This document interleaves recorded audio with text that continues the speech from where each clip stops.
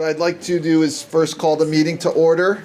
I'm going to ask for everyone to please stand, and Councilman Hurley's going to lead us in the Pledge of Allegiance. To the flag of the United States of America and to the republic for which it stands, one nation, under God, indivisible, with liberty and justice for all.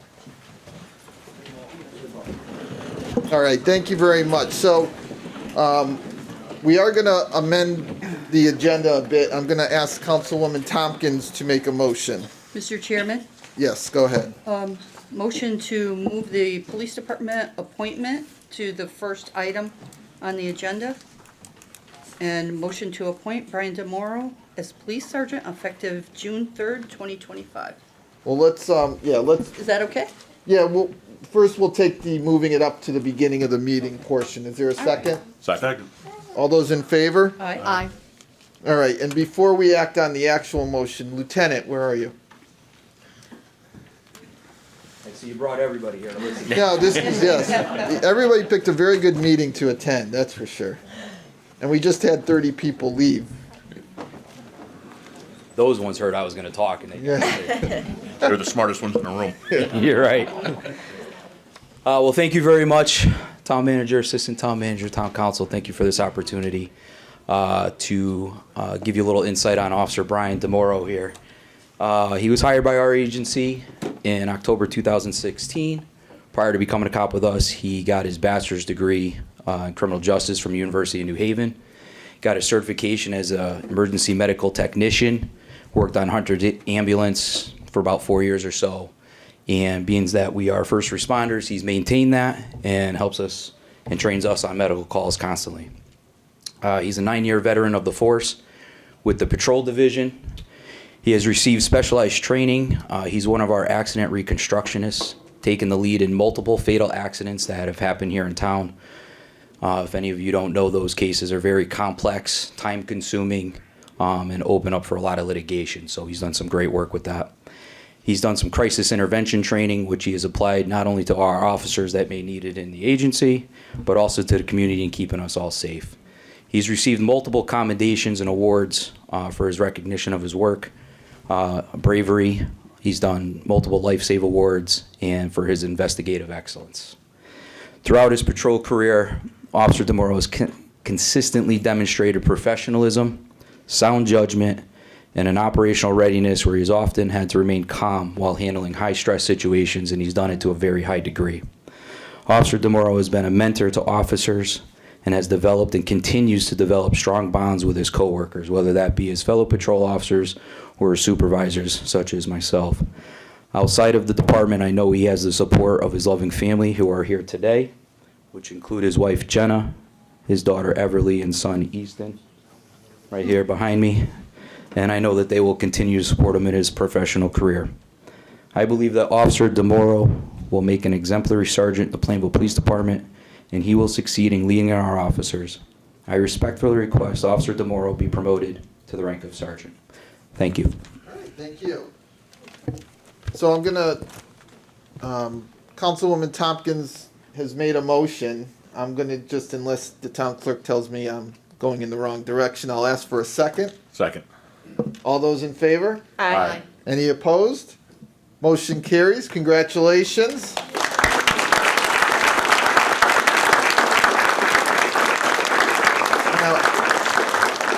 I don't know if you want to say anything. You don't have to. You're not required to. Yeah, why not? How's everybody doing today? Is this on? Hit the button. The button? There you go. You got Okay. I'm already doing so well, right? Didn't hit the button. I'd just like to thank everybody here tonight, the town council, town manager, assistant town manager, the command staff, all of my fellow employees, the residents in town.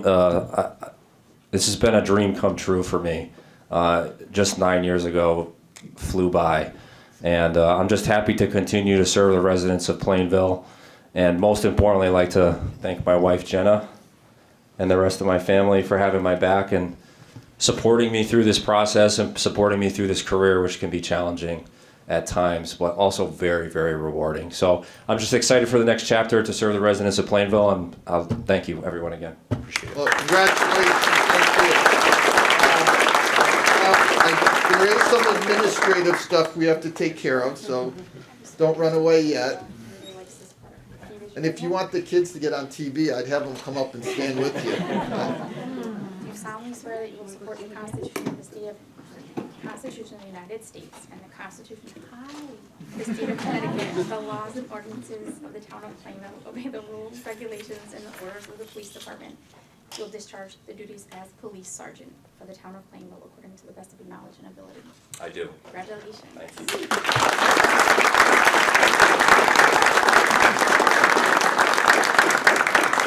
Now, did we get pictures? We're all set with pictures. Family, everybody got pictures? Family? Oh, the pen, yes, we got that as well. She's been waiting all day to do this. Yes.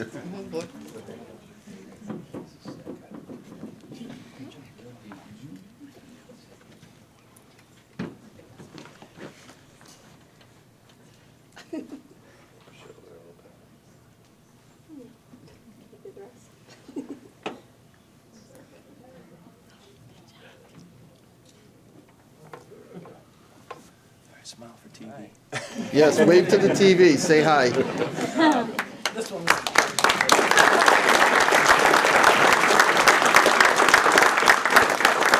Again, congratulations. Very happy to have you here. We're even happier that you got the promotion, and you know, we're very proud of our public safety men and women, and we look forward to continuing your work. Thank you. Thank you. At this point, I know most of you want to stay again. We went through this earlier, but if yeah, it's getting old, as my sister said. So if you need to actually go on duty, we'll take a minute or two and let you leave. Who's shaking it in? All right, now the robotics team. Are they out in the hallway? I saw him come in. I saw. All right. If someone wants to just tell them, they can come in and set up, because I do think that, yeah, we'll just, you know, one group leaves, another group comes in, we'll just keep it moving. I know, right? So I'll start doing some explanation while they're setting up. This is our Vex IQ robotics team, and what's becoming seems like an annual tradition. They're here. They clearly have won some awards, as you can see, and one of the things we like to do is to recognize their accomplishments tonight. Councilman Gettman, he has a proclamation on behalf of the council that he'd like to read, and when he's comfortable and wants to go down there, feel free to go get ready. So we'd like to read the proclamation.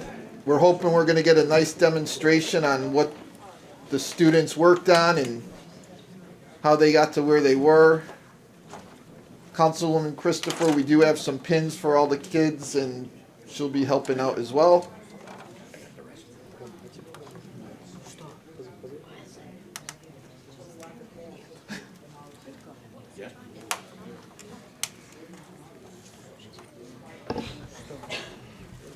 So first of all, I'd just like to say congratulations to you all.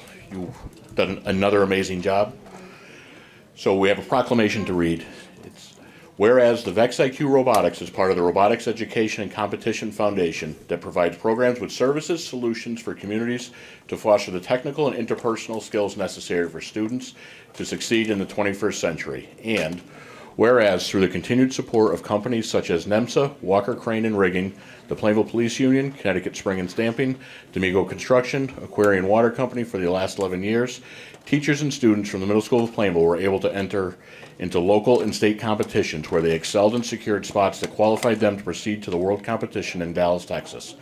And whereas Team 10931A, Simeon Casabruco, Kellen Parks, Tobias Michaud, and Max Latois. Team 10931B, Ryan Bond, Devin Landrette, and Corinne Gagnon. Team 10931C, Aiden Miner, Paul Pellerin, Cameron Petro, and Liam Allwood. Team 10931D, Cooper Chaput, Jackson Nadolny, and Teddy Will won multiple awards multiple times throughout the season, including the Excellence Award, Driver Skills Award, Teamwork Champions Award, and Judges Award. And Team 10931A won one of 4 spots available for the state of Connecticut to attend the World event in Dallas, Texas. And whereas the Plainville teams are the winningest teams in the history of Connecticut VEX IQ, now therefore be it resolved that we, the Town Council of the Town of Plainville, on behalf of all our citizens, do hereby extend to all the Plainville teams involved in the VEX IQ Robotics State Championship and World Championship, to their technology education teacher, Camille Westfall, and to the PHS mentors, Raman Casabruco, Sage King, and Mikhail Bastian, our sincere congratulations on a job well done and our best wishes for continued success in the future. Dated at Plainville, Connecticut, the second day of June 25th, Plainville Town Council, Christopher Wazorko, Chairman, Rosemary Moranti, Vice Chairwoman, Quinn Christopher, Benjamin Getteman, Daniel Hurley, Deborah Tompkins, and David Underwood. Congratulations.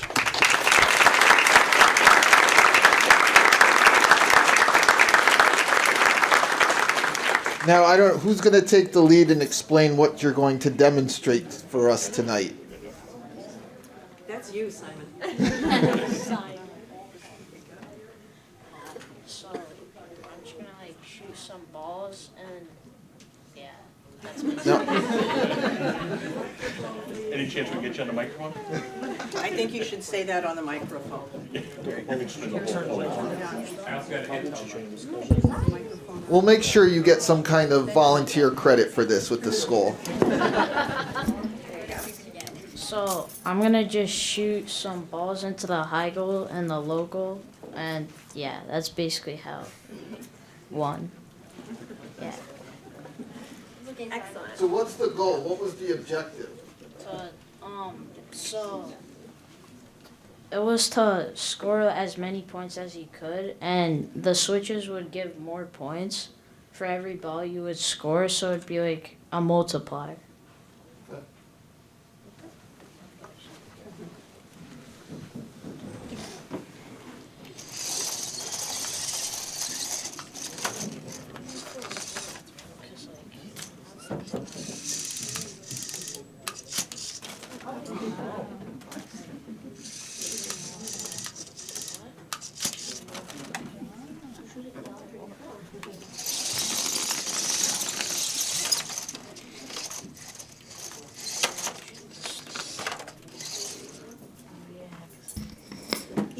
Even such small details as the way that they have the little arms that stick out on the front of their robot to help straighten it as it comes up to the goal was really pretty amazing. And remember, when they come up for a competition, it's only 1 minute that they have to work with another team to score as many points as possible. And so the way that they won their ticket to Worlds is they had, along with the other team that they were partnered with, the highest score in the finals part of the state competition.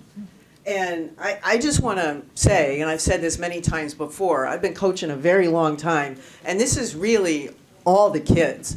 I provide the space, I provide the support, I provide the opportunity to register for the competitions, but the amount of time, like how many different robots would you say you've gone through, Simon? Like this year? Like 5, 6.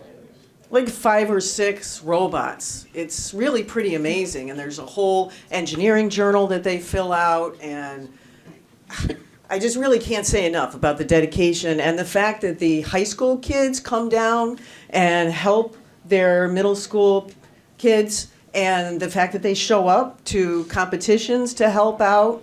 Both Raman and Michael helped out at states, and they've been to other competitions.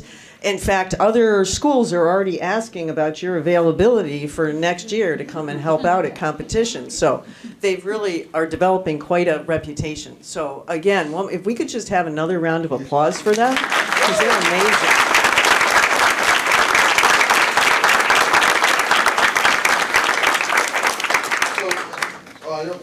You have more to say about that. Oh, and I was just going to piggyback on the fact that we really are the winningest team in Connecticut over the 12-year history of having VEX in the state. You know, and again, it's all because of the support of our administration and the kids. Well, congratulations again. Now, before everybody gets up, we have some pins we'd like to give you. So anyone associated, If you're wearing a robotics t-shirt. okay, and we do have a copy of the proclamation in front here on this front table, if anyone wants to take one home with them tonight, you're welcome to do that. As our town attorney, I'm sorry. 3 years of work. Let me get a whole picture of all these guys. Of course, be careful. I don't And want thank to you get hurt. so much for having us. It means a lot. Now, the other thing, thank you for being here, we appreciate it. Now, before you guys go, after you get your pins, you are gonna have to stand up and get together so we can get pictures. And make sure you're facing the camera so you can wave into the camera and say hi to someone. Is that okay? I know attention can be tough at this age, but. You want to do that here or? Yeah, no, why don't we do it here? After, if they all have their pins, you guys want to, because I'm sure parents want to get some pictures and. So one of you has to stand up and then everybody else. It's amazing how that works. Okay, so I'm over here. You can step on the field, it's okay. Just don't trip, please.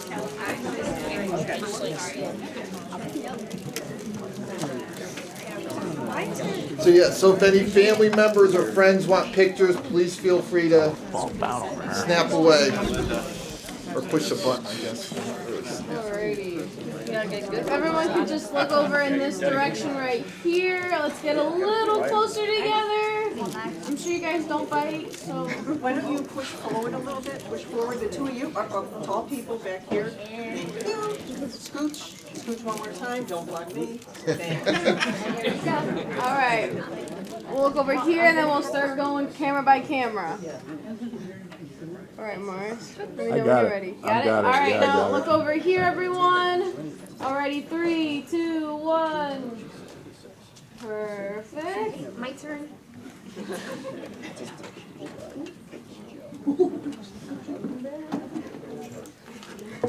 Thank you.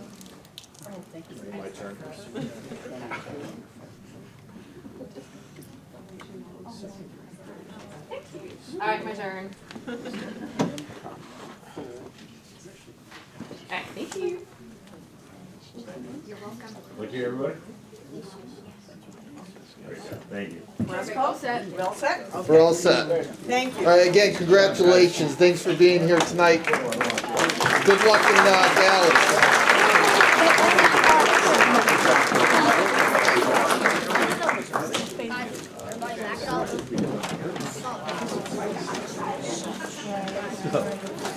Everybody was on the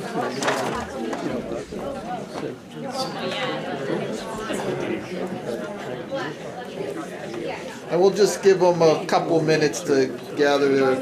And please don't forget, if you want a copy of the proclamation, that is on the front table here. We're going to distribute those outside. Thank you. Did somebody grab that robot?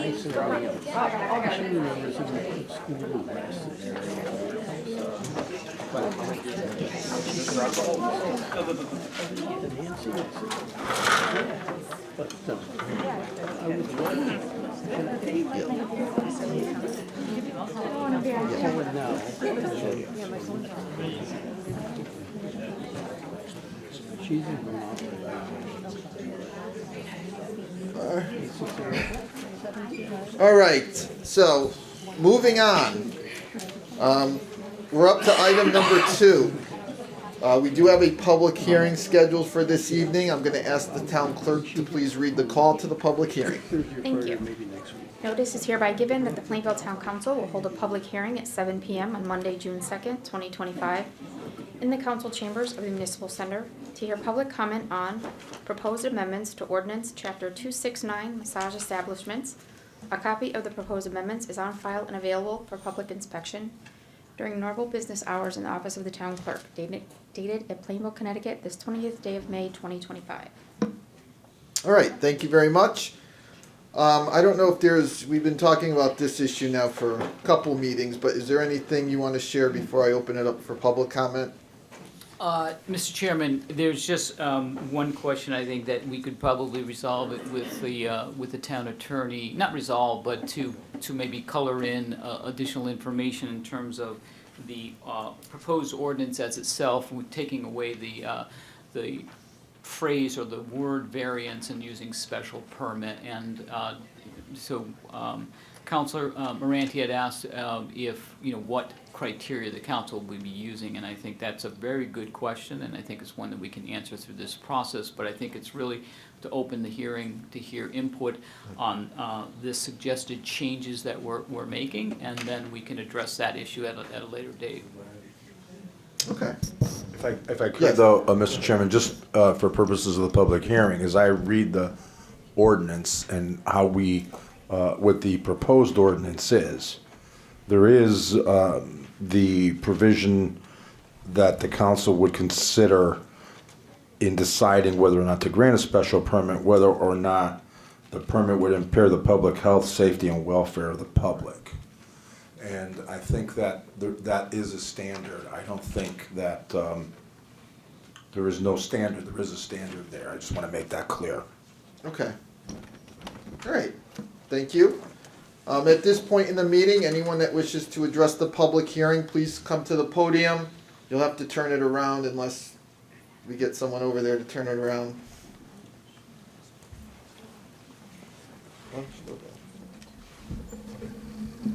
Thank you. We have our first customer. Good evening. Good evening. Chairman Wazorko and members of the Town Council. This issue came before us. Just your name first, please. Oh, yes, William Galsky, 73 I know who you are, East but- Main Street. Yes. I'm an attorney in town, and this issue came before us several months ago with a massage practice that wanted to relocate in town and was looking to take over what was formerly Dr. Maglio's office after he had moved. The attorney representing the proposed purchaser did some due diligence and found the issue within the ordinances here. So we're here to address that. And as you're aware, in my introductory letter that I had sent in, we looked at some other towns and what they had done. So I would thank you for expeditiously taking this up. Hopefully you'll approve it. We'll get the opportunity for a business to grow in town. Generally, the personal service, health-related businesses are excellent businesses to have in town. Especially the small ones, they tend to stay a long time, and the professionals there make a career out of their businesses. So I would think that it might be appropriate somewhere down the road to move this over to the zoning regulations. That's where the other towns have it, but I think it's an excellent decision to get this resolved here tonight. So All right. Thank you very much. If you have any questions, I'd be happy to answer. All right, thank you. All right, any questions at this point? All right. So anyone else wish to address the public hearing? Yes, sir. Name and address, but you know the drill. Absolutely.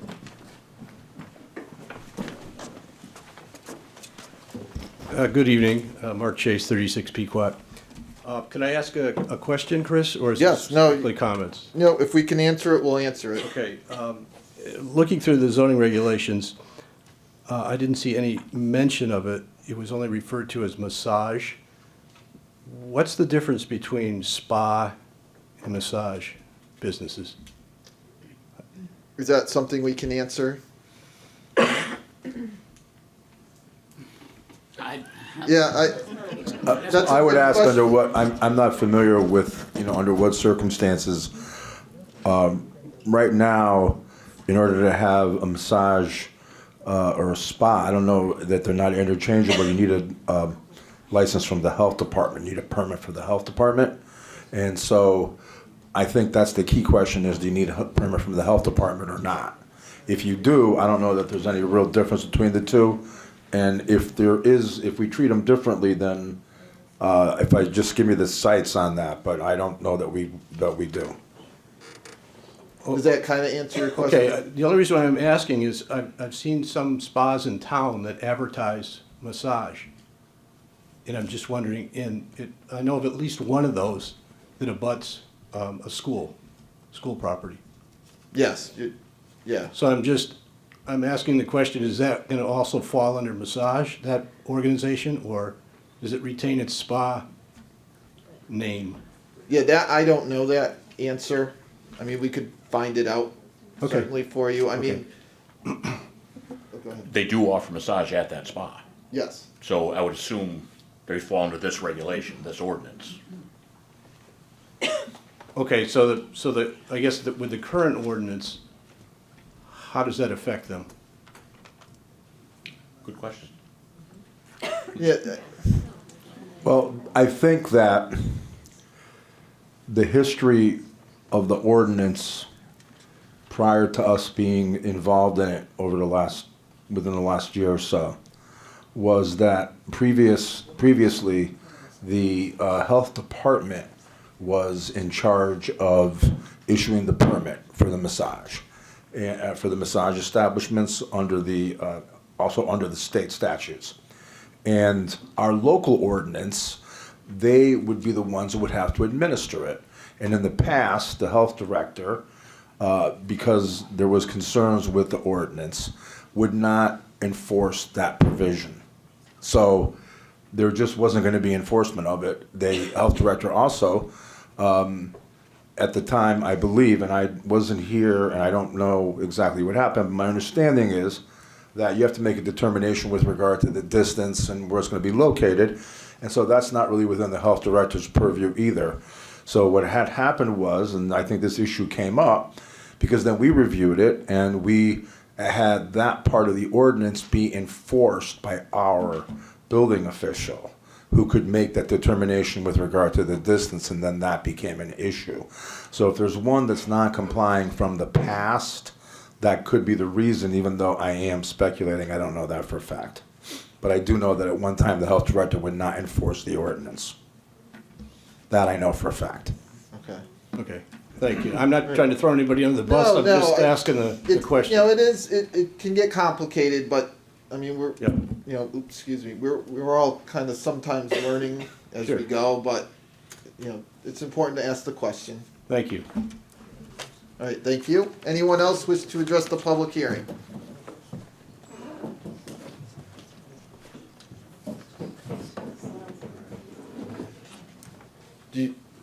You're next.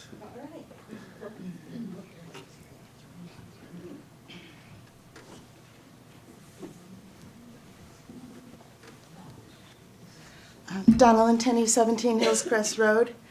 And my comments are in part the process that brought some of us here tonight. A notice of a public hearing is posted without background information, not even the text of the ordinance being reviewed.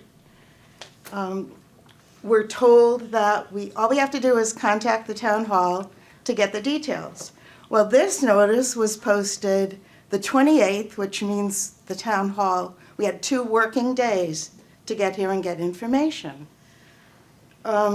It's unrealistic for projects when a cryptic notice is posted so close in advance to the hearing. Now, when we were here before talking about something else, talking about communication, I thought we had decided, I thought there was a decision made that we would get information out to the public on at least what the text of the ordinance was, what the problem was, and I didn't see anything except the cryptic notice that there's a public hearing on Ordinance 269 massage establishments. Now, also in, I think the town manager's note from May, it said you were going to solicit feedback from the Chief of Police and the Director of Health, Department of Health. I didn't hear any feedback on that. Did you get any feedback? Yes, through the chair, yes, and I briefed the council on that at a previous meeting. Okay. But why can't that be made public? It is. It is. It was a public meeting. Yeah. Or you just tune in and you can see it, or you can read the minutes. But why isn't it Or you public? can call. But it is public. Well, it's public if I come down to if I come to every meeting. I missed a meeting. Well, you could read the minutes online as well. Yeah. Summary. What? Minutes or summary. Summary, yeah. Well, I still think that we're not leveraging the ability to communicate on background for public hearings. And just to that question you just had, because at the last meeting you did make that request. It's going to happen later in the meeting, but we're going to address Oh, okay. what you suggested Okay, okay, well, that would be under the good. town manager, under the town manager's report. Okay, and regarding this ordinance, I mean, I have no experience with spas or massage parlors, but ordinance was instituted for obvious reasons. And if you believe it's too restrictive, why not remove the section regarding location instead of maybe kicking the can down the road to planning and zoning? And I understand that the current establishment that wants to move is reputable, has a long history with Plainville. But what happens if they sell to an unknown entity? We had a problem with a massage parlor in Yep, town we that have. closed. So they're not all on the up and up. And I just wonder if opening this door reflects the goals of the POCD in maintaining and enhancing community character. And just going forward, if you allow one, if you say, okay, this establishment has been in town a long time, they have a great reputation, now you've opened the door. What risk do you run in now being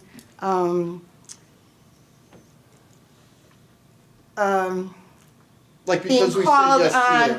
yes You do we can't, always have there's to no say one that? can say, well, you did it for one, you have to give it to me. Well, we don't have to do it that way. Yeah, well, but no, do we and- run the risk of being, do we run the risk of being taken to task on? And I'm not going to being- let the town attorney can address that, but I'm just going to say the We will. way it's written, there is a lot of criteria an establishment would have to reach Okay, in order to even get okay, to where we would decide or make a decision. And I'll let the town attorney add his legal opinion. Well, I just wanted to say that, so what we have here is, we have a situation where an establishment is already going to get a license. In other words, they're going to qualify for a license. They're going to satisfy the requirements of the health department and the statute.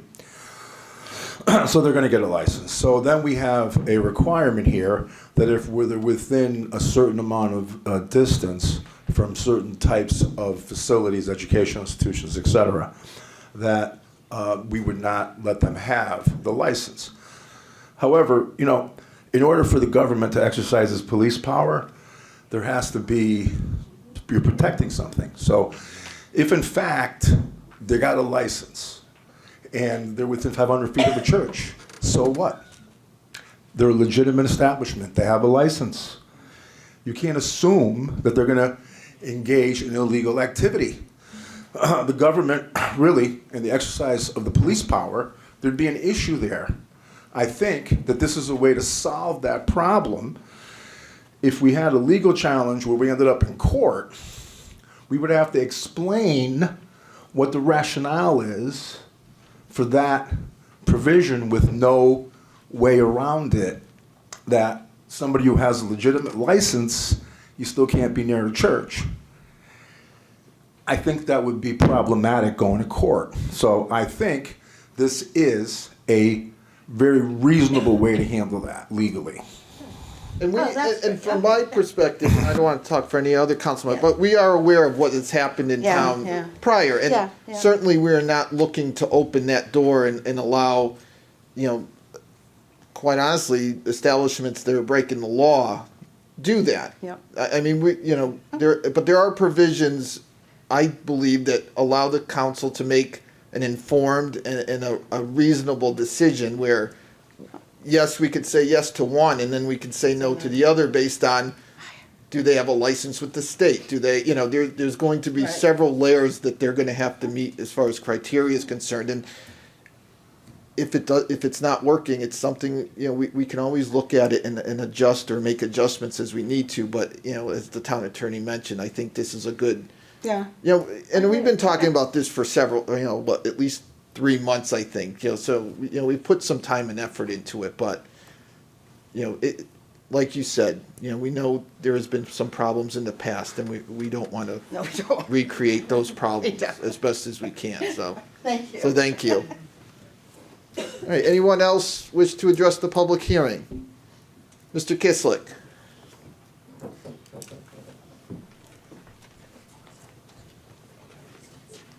John Kislik, 65 Forestville Avenue. First of all, I want to say I'll bet there's a huge majority in this room that had massages, probably multiple times, and it's definitely a need in this town. And the other thing, is this issue because it's within 500 feet of a church? Is that the whole thing? I believe that's what Because I didn't know what started this whole establishment process. it is, that it's not meeting the regulations. It's Say a that again, church. I'm sorry. The reason it's not meeting the regulations, it's Correct. because of a church. Correct. Okay. Now, I might be a little prejudiced in this issue, because one of my daughters is a licensed massage therapist. And she had a long time going to school, state tests, licensing, and these establishments are regulated and they're close. Just by what we've been talking about with the problem in Plainville, it was caught and it's gone. Now, this company has an established business, and from what I understand, it's reputable. And I think it would be a good idea to do what the town has planned with this ordinance. Now, I also don't want to throw somebody under the bus, but there's an establishment right in front of the police station next to Webster Bank. And by my measuring, it is less than 500 feet from property to a library. And in our ordinance, it mentions libraries also, besides churches and schools. Now, they have a sign on their window, massages. So, in my opinion, this is one that's already operating under something that wouldn't fit under this ordinance. So how that got by, I don't know. But anyway, my whole thing is, I wish this company is allowed to move, they're reputable, and we have a use for their business. Thank you. All right, thank you. All right, is there anyone else that wishes to address the public hearing this evening? Hi, my name is Lindsay Dellavecchia, 175 New Britain Ave. So I just wanted to give a little insight on the background of massage therapy. So you do have to go to school, you have to hold a state license, you are required by the state to hold a code of ethics, which they make you adhere to. Additionally, you have to go for CEUs or continuing education every 2 years. To answer the question between what's the difference between a day spa and massage, essentially massage therapy is just a service that's offered within a day spa. It can also be offered in a gym, chiropractor office, physical therapy. It's offered in a lot of different spaces.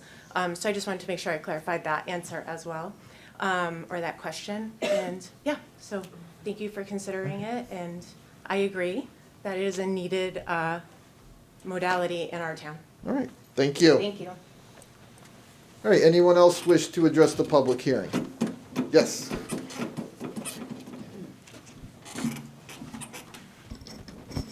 Yeah, good evening. Rizwan Mumtaz, 6 Harvest Lane, Plainville.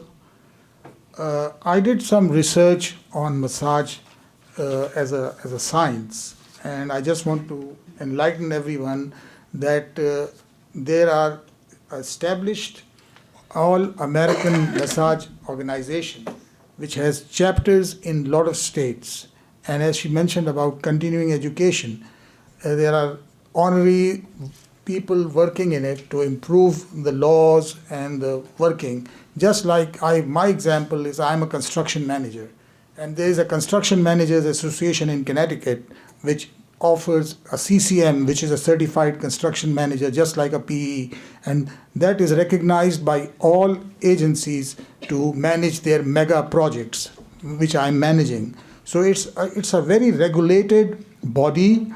It's a very established thing which has happened in the last 4 or 5 decades when this ordinance was enforced. So the world has moved much ahead, and it's, as they all mentioned, it's an exact science. Every sports team have massage. So it's and it's a science, and it is at some ages, people like old people, they prefer that, and this is for their health also, their health and their betterment. So I strongly recommend that this should be considered by the town. Thank you very much. Thank you. All right, is there anyone else that wishes to address the public hearing this evening? Yeah, let me just make one sure more, no one, okay. all right, not seeing anyone. Councilwoman Moranti does have a question. Just a quick, just sort of procedural question to make, to confirm this, that the term that the ordinance uses is massage establishment. Am I correct in assuming that this would cover a massage establishment whose only business was massage, and it would also cover an establishment that's a multi-service and massage is one of those services? The way I read it is if you have to get a permit from the health department, it will cover it. Yeah, just, I wanted to be confirmed that it covers either. Thank you. All right. All right, thank you, everyone. We'll close the public hearing, unless there's any other questions or comments from the council. All right, we can move on to item 3, minutes of the previous meeting. Mr. Chair? Councilwoman Tompkins? Motion to accept the minutes from May 19th, 2025 regular meeting. Second. We have a motion and a second. Any comments, questions, or changes? All those in favor? Aye. Any opposed? Motion carries.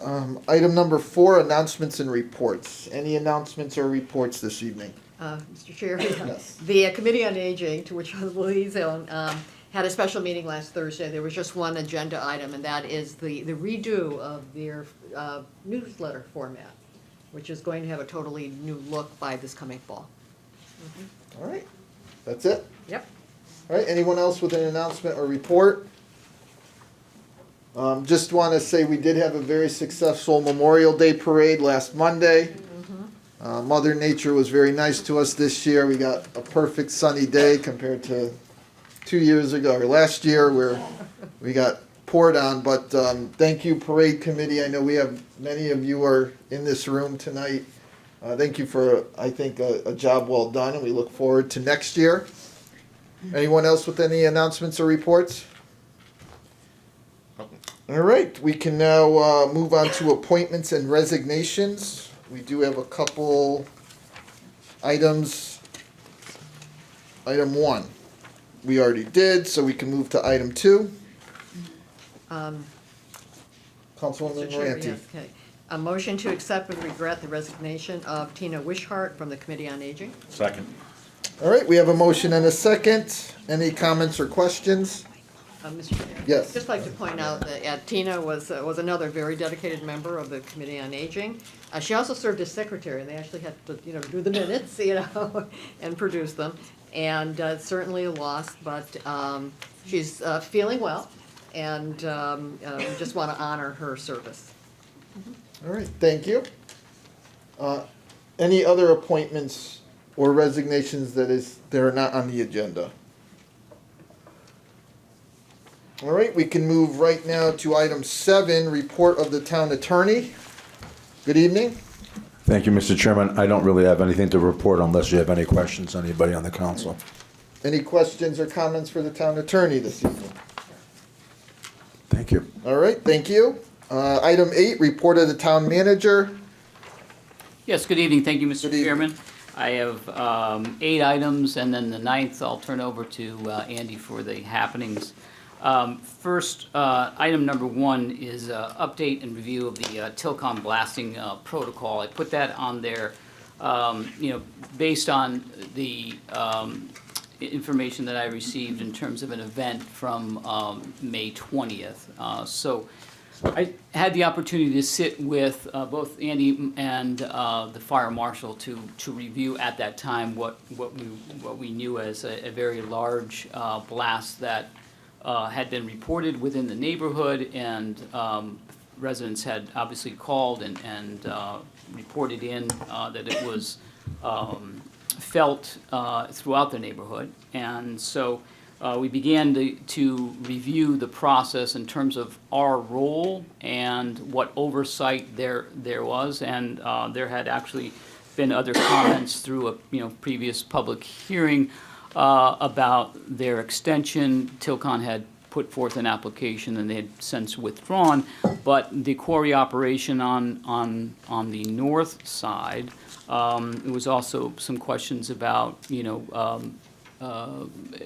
effects to the environment with respect to the aquifer, other issues with the dust and silica and so forth. So we began that process. It is very much a work in progress, but as I said, I wanted to bring to the council an update, try to walk through, try to help disseminate some of the information that I'm learning in terms of our role and responsibility. We'll do it whatever we can as an agency to help, with the process of disseminating information, but also finding out what our role and oversight is.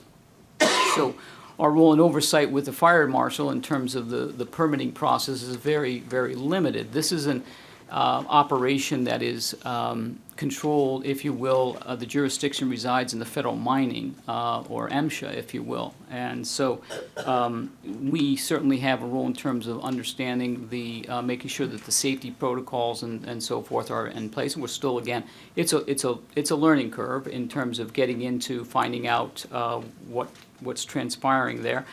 So I also, in this process, reached out to Tilcon to get some information with respect to that blast.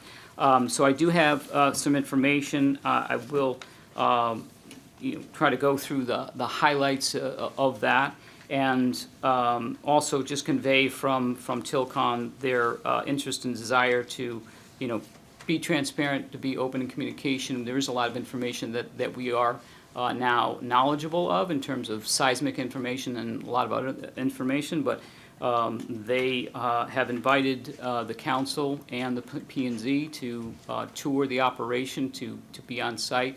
And I've also requested that I attend with the assistant and the fire marshal to attend the next blast process to witness the protocols and safety measures that are in place, just for observation points. But I did receive information regarding the protocol that the fire marshal's office will obviously coordinate and take complaints forward on to Tilcon. We're trying to get direct communication from their third-party seismic company that does that.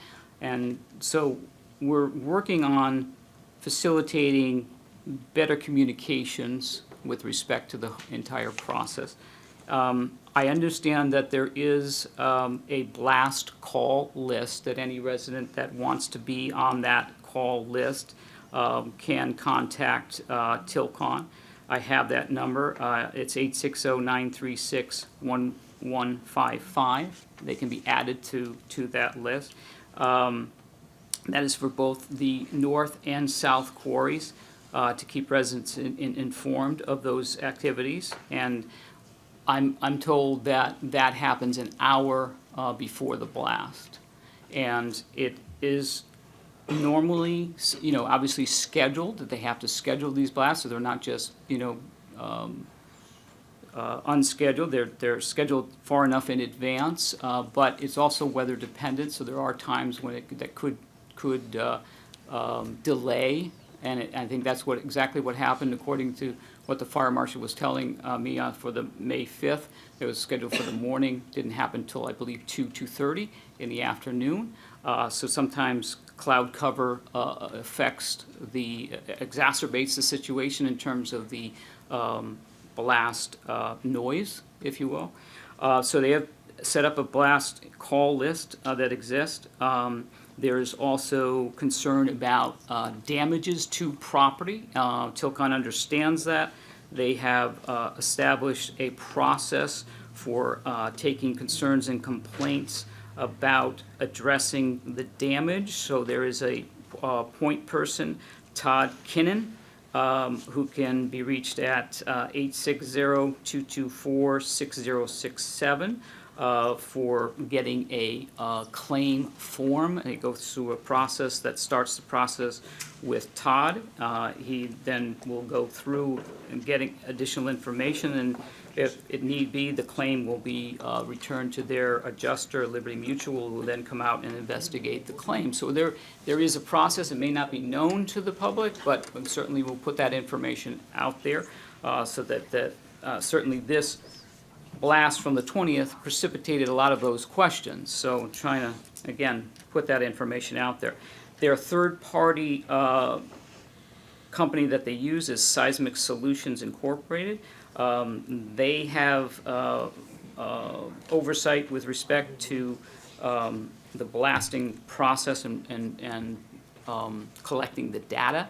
There are 7 locations for the North Quarry that have these devices to measure the blast. So there are 7 locations distributed throughout the community for the North Quarry, and 6 locations for the South Quarry. So some of those are in the Pequot and Metacomet area, West Main Street, and other locations. So that is ongoing. I can't speak for Tilcon, but should there be another request, I would hope that they would honor that. So the machines, I guess, I'm not sure what they're called, but Seismic Solutions, they measure the vibrations and sound waves specifically from the quarry blasting. That's why they put them out there, and they're calibrated annually to provide, accurate and timely data. And so that's the data that they used, that they have from the blast on May 20th. Their blasting process, they use a third-party blasting company. That company is A1 Drilling and Blasting Company.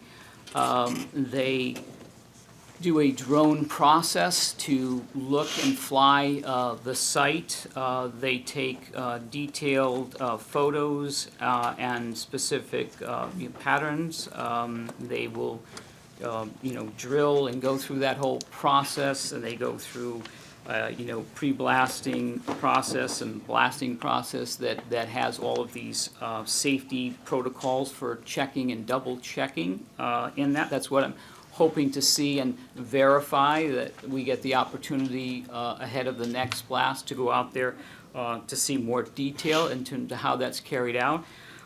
There are concerns that the material, how they blast would be a concern for the aquifer, that the diesel that they were using or fertilizer or something. Not the case. It's, according to Tilcon, a pre-mix blast that they use through this professional A1 Drilling and Blasting Company. That the chemicals used in the blast are consumed in the blast, so that there isn't any residual that's left over that would potentially get into the aquifer. They are, as I said, under the Federal Mine Safety and Health Administration, MSHA. And they are the ones that have oversight. They perform at least 2 inspections per year, typically in winter and summer. But these are unannounced and random for inspections. They can occur at any time, day or night.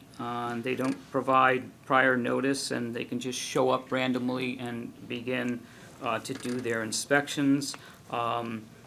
They also are complaint-driven as well, as you can imagine. So that's what triggered their most recent visit after the blast on the 20th. There was a call and a complaint for 3 reasons.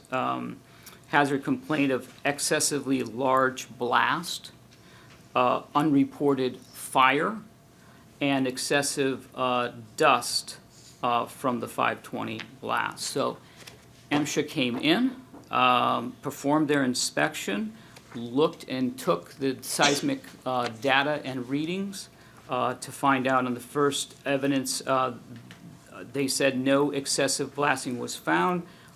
There was no citations written, and the complaint was dismissed on excessive blasting according to the data that they had from seismic. MSHA investigated the fire, and there was indeed a fire, as I'm sure the council knows. That was a result of chips and wood pile that were on site.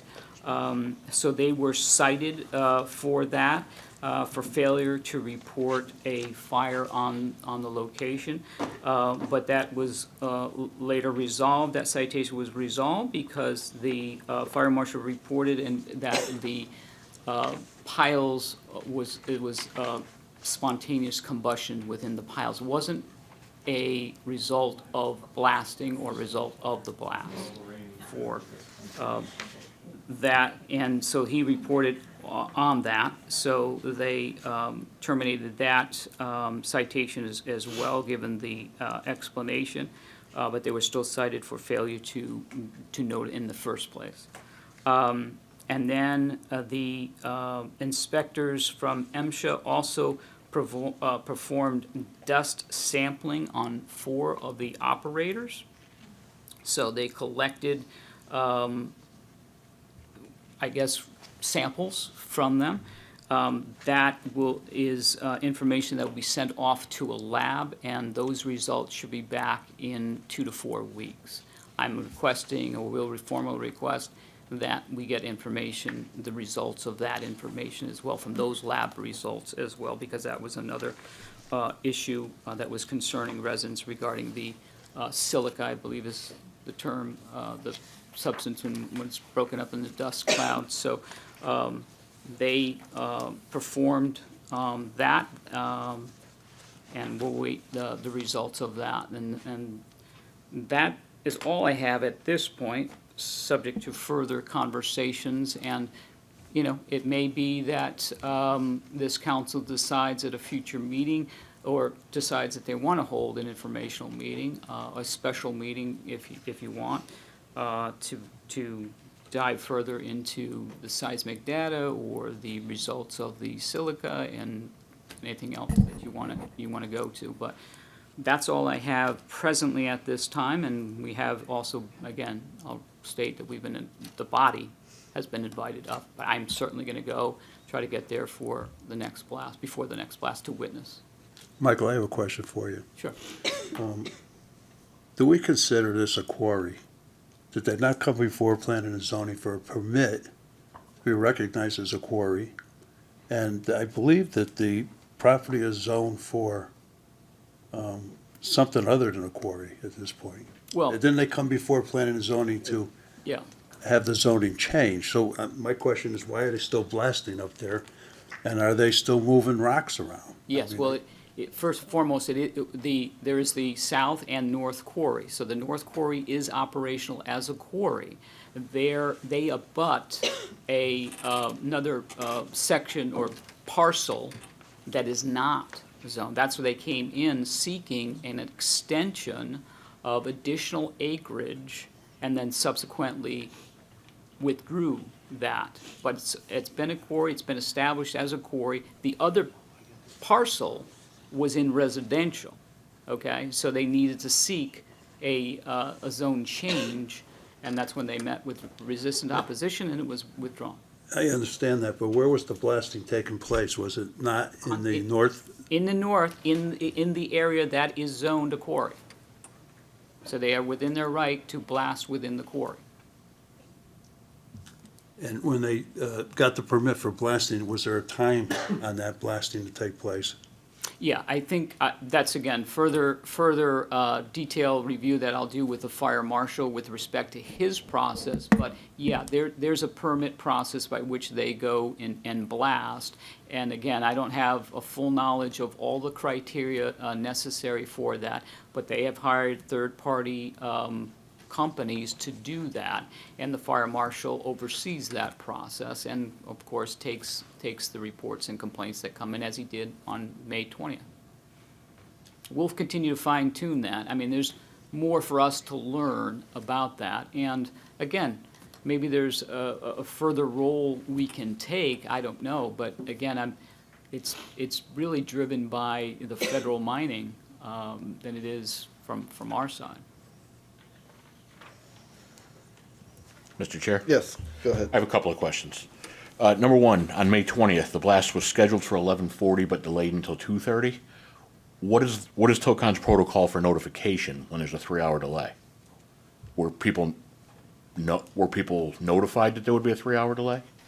I don't know the answer to that, but a great question, and again, part of this process on the blasting call list, that could be a note that we make and deliver back to TILCON to say, listen, that's a great example, right? It was delayed from 11 or 11:20 to 2:30. Yeah, it is something we, or maybe, I suggest, taking a look at that. I mean, that's a great suggestion.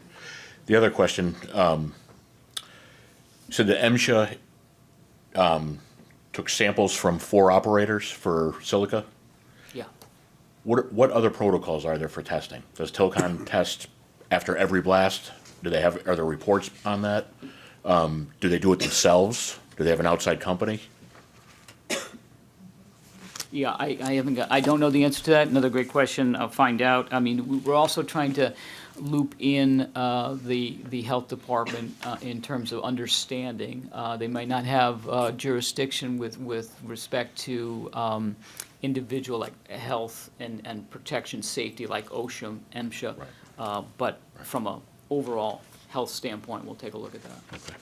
And then my last question is about the aquifers. Are the aquifer maps, are they blasting over the aquifers now where they are? I don't know where they run. They're exactly. close. Again, I'll get you an answer to that. Our planner has obviously all that data. We're working on that information right now to submit to the state with respect to our oversight of 2 aquifers that we're managing. So it's going to be close. I don't know how close. Okay. Thank you. Sure.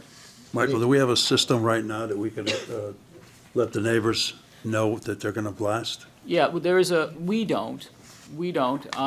They are taking this call list because obviously they're scheduling and pulling the permits to get the calling. But to Ben's point, again, I think there's room for a communication discussion with them about, notification and how they go about notifying, and whether it's just phone or text, email, what have you. I think that's all on the table. And do they have to take out an insurance policy big enough to take care of any damage? Yeah, their carrier's Liberty Mutual, so I would imagine that if they've got a big enough policy, I just don't have the details to tell you. But there's a process in place that individual residents can file claims. What would you suggest to the residents, Michael, to?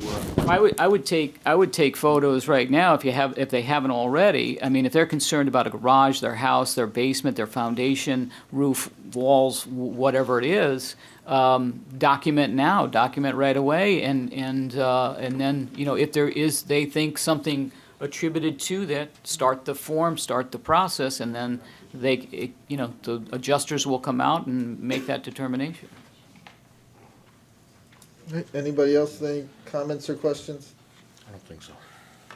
I mean, I think it's great that all these reports are being done and everybody's testing everything. I think, as we gather more information, and I think some of the things we need to do as we're moving through this is, one, what does the town get for the report? Like, does the town, given every test, every report that's created regarding the quarry, is that forwarded to the town, and who gets it? How does the information get disseminated? How can we make it more available to the public, whether we create something on our website that's a page dedicated to quarry information? And I don't know if it's as simple as that, but as we continue to discuss this, because I do think we're, and for most of you that are out there, my suggestion is we're still gathering information, and we're not going to be able to answer a lot of questions, I don't think, tonight. But I think we are looking at potentially a special meeting where, we invite the residents, we have a little bit more of a back and forth discussion like we kind of did this evening at 6 o'clock with the Bradley Street, Corbin Ave neighborhood. But, I think there's some level of frustration and distrust with the process, and you know, and how this is all going about. And I think that great, they're testing, great, you know, we have all these reports, but I think there is just a general, you know, I'm going to be a little skeptical about this, that it's accurate and that it's all above board and everything is being done the way it should be. So, you know, as I look towards the future, I would like to have a meeting where we kind of can say, okay, they blast, these reports are, you know, these people come in, they do testing, reports are delivered. How do we disseminate that information? Because I feel like the residents, at least I think, feel like it's very difficult to get that information. I think we can make that easier for them, because I'm sure we are getting lots of information regarding the quarry. Or if we're not, we can make that, we can make that ask and get that information. And then the second part is, as we get more information, you know, how do we, you know, get over that hesitancy to believe what we're reading in these reports? And I don't know, that's a much more difficult discussion, I think, to have. And I don't know if we're you know, if Tilcon's willing to come into a special meeting with us as well to answer some direct questions. But, you know, and that's what I'm, you know, just working with the neighborhood and talking and trying to answer questions, it just seems like there's just this level of distrust with the entire process, even after they withdrew their application, you know, because there is blasting currently going on in that parcel that we've been talking about. So, you know, to me, as, you know, not understanding seismic activity, I didn't do a lot of that in school, but, you know, something that technically registers on with the USGS, you know, that's a concern. That is that something that should be happening, or, you know, is it just a situation where, you know, they weren't being, you know, that the USGS didn't realize that there is a quarry operation with blasting in that area, and they just misinterpreted what the needle told them the day that they did this blast. Yeah, I did not talk to USGS. No, and yeah, I don't think, maybe they didn't have the North Quarry on their list of quarry operations. But yeah, I think it's a blast that certainly you know, impacted many residents, right? So the magnitude may not have been in the realm of what people expected. I can't read a seismograph. I'm not an expert in reading that. That's where MSHA comes in, and their experts and inspectors read the data, take the data. So it may be the issue that the residents may disagree with where the level is and what's acceptable, but that's not our purview. Yeah. That's at the federal level. That maybe that threshold is too high. For a residential area, it should be here, and it's, you know, here. That's not. Well, and that's what I'm, that's, you know, I'm that's wondering, the thing. 'cause like you said, we have no, like, necessarily direct oversight on this, but it feels like there's some things we can be doing and maybe some questions we can be asking to find out. You know, something that registered 2.0 on a, you know, on a Richter scale, to me, you know, just taking all this out of, you know, just looking at a high level, it would really concern me. I would think that could be potentially damaging. Yeah, I think you're right. I think, you know, and maybe that's it. Maybe one of the issues that we could look at is the, you know, the threshold level.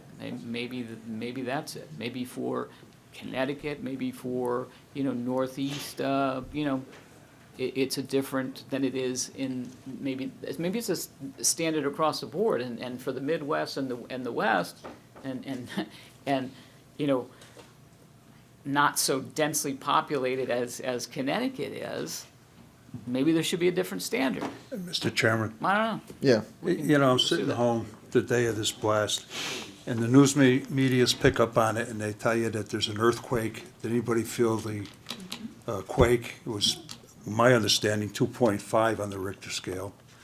I mean, it's very concerning. I can only imagine if I lived in the Metacomet neighborhood, how I would feel when you found out that it wasn't an earthquake, it was a blast from some dynamite.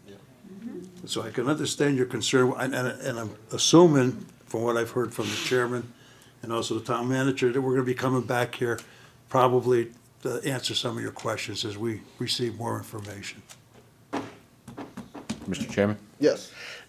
You just triggered another question I have. On the 520 blast, they consider that a construction blast rather than a production blast. I'd like to know what the difference is. They explain the process differently, but is it tested differently? They use different explosives? And if they're testing the silica from that, is it different with that blast than it would be from a production blast? Yeah, I think it's a split blast, and so it's different. But I couldn't answer that. But Right. I've got your What question. are the standards different for the two different types? You know, the standard of reports and safety. I'm sure safety's not any different, but.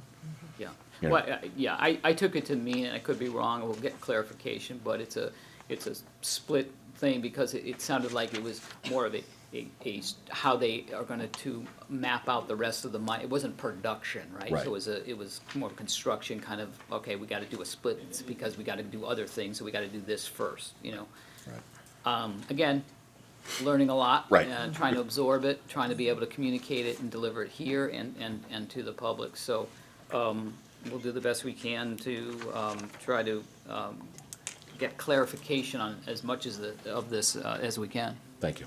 Yep. And Mr. Chair, yeah, I think we should, pursue this further, with an additional meeting. I know we have some material in front of us tonight, and I'm trying to read through it. And it gets a little technical, although it's fairly understandable, but I really want to go through this, do some research on my own, come up with more questions, and I think having another meeting would be very, very valuable.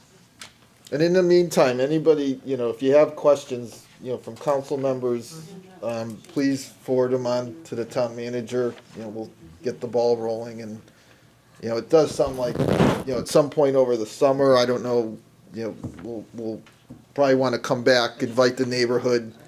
We have I think a decent process, to notify the neighborhood of potential, just have a special meeting specifically for Tilcon and the quarry operations, and give you a little bit of time to gather more information that you're waiting for.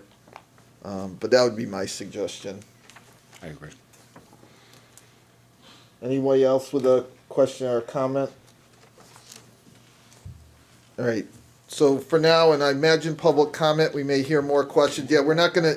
You will have an opportunity under public comment if you want to make a comment, but at this point, we are just going to stick with the town manager's report so we can get through that. And I believe we're on item 2 of the town manager's report? Yes, sir. Item 2, Charter Revision Commission recommendation, the final draft report. The commission has produced the final report, and it's in your packet. The report is proposing changes to amend the town manager's residency requirement as found in Chapter 4, Manager, Section 1, Qualifications, Appointment, and Tenure. There is an item under New Business to move this item to a public hearing on June 16th. Item number 3, standard fourth quarter transfers and additional appropriation. This is an annual matter set by ordinance requiring public hearings for both fourth quarter transfers and additional appropriations for fiscal year 25. Details on the transfer and additional appropriations will be available before the next meeting on June 16th. I will also request that the finance director be here as well. There is an item under new business to set a public hearing for June 16th, 2025 at 7 p.m. in the Municipal Center Town Council chambers for both transfers and additional appropriations. Item number 4, I wanted to talk about future public hearings, update and notification. This goes to the issue for Donna Lentini, who raised that at a previous meeting and also again this evening. Yes, I totally get where we're trying to get to, and I'm certainly, if Donna's still here. I don't think so. Okay. We'll reach out to see and offer any of the ideas or processes by which she'd like to see in terms of doing that. But it is a work in progress, and we recognize that we can do more in whether it's our website, social media, and other means by which we communicate to give more of a layman's term or explanation of what we're dealing with as best we can. So it's a work in progress. We'll continue to endeavor to improve that. Item number 5, happy to announce that there was a steep grant award. Governor Lamont and the Office of Policy and Management have notified the town of Plainville of a grant award of $672,000 through the 2025 Small Town Economic Assistance Program, STEEP. The town's match is $168,000 for a total project cost of $840,000. Grant money will be used to replace 2 tennis courts and add a 3rd court at Norton Park, along with replacing the old basketball courts and installing new lights, LED lights. The old tennis courts will become multi-purpose courts that will include pickleball courts. All courts will be constructed with post-tension concrete material instead of asphalt for longer life. So, great news on that, and I'd have to tip my hat to the assistant, Andy, for his diligence on getting that through and getting funding for that. That was something he worked on. Congratulations. Did a lot of work Thank you, on Andy. that. Yeah. Item 6 is SIF grant, an opportunity. It's called the Community Investment Fund 2023. SIF is a state program designed to foster economic development in historically underserved communities across the state. SIF will provide a total of up to $875 million to eligible municipalities, as well as not-for-profit organizations and community development corporations that operate within them.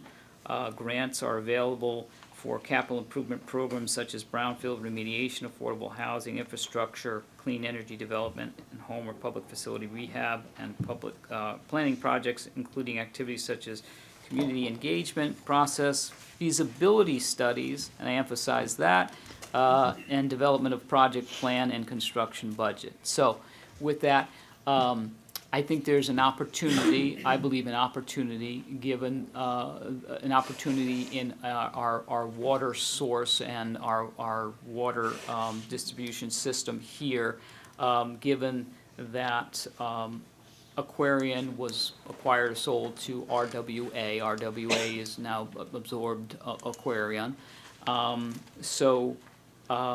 We had a meeting that triggered an opportunity to have a discussion about the source of water and the hardness of the water from our aquifers versus what I already know because I had a previous experience working with RWA for 9 years when I was in North Branford. So it started the wheels turning to say that majority, if not all of it, is surface water for RWA in terms of Lake Gillard, Lake Saltonstall, and a few others.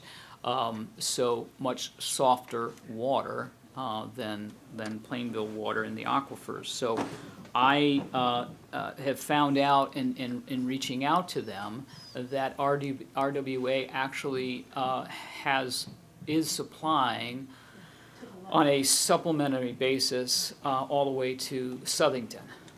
So they're just one town over. And they are not supplying water because Southington is obviously on aquifers as well, and they're all well water, but they're supplying in terms of what they call supplemental or emergency type water system. But the infrastructure is there. I'm suggesting that we take a look at a feasibility study and an application for some grant funding to see if it's possible, if we could draw surface water, RWA supplied surface water through Southington to Plainville, because the companies are now the same. So it's I think worth exploring, at least putting in an application to start a feasibility study. I've talked to RWA, I talked to their engineers, talked to Southington. We'll continue the dialogue and see if there's any chance that this could happen. SIF is not just, first round, you have 2 paths of, feasibility and planning or capital, right? So I could see this in 2 phases of feasibility. If the feasibility bears out, then obviously there's going to be a large price tag to any connection, if you will. So that would be I would think, a second round, a second application. So we're eligible to apply Right, we're if we eligible. decide this is something that can work, and we Right. go for the actual infrastructure improvement that's needed, we can apply again, Potentially, right. potentially. Yeah, so, I'm recommending that we take a look, and so there's an item under new business to adopt a resolution as part of a SIF grant application process that we undertake. Well, that's significant for the town. I mean, obviously, our water is not hard, it's off the scale hard, so, any opportunity, I think, if we could snap our fingers and make this happen by tomorrow, I think everybody in town would celebrate it, be quite the party, but, Yeah, it's important. anything, any support you need from us, certainly, we would love to make this happen. Thank you. Item 7 is Connecticut Municipal Redevelopment Authority Program discussion. This is also another opportunity in terms of economic development. I wanted to introduce a new economic development program administered by the Connecticut Municipal Redevelopment Authority, which may spur economic growth and development in our downtown. The function of the authority is to stimulate economic transit-oriented development that supports housing and redevelopment of properties in vibrant, multidimensional downtowns. The authority has funding for cities and towns that participate in the program, and Plainville is eligible based on criteria set by the authority.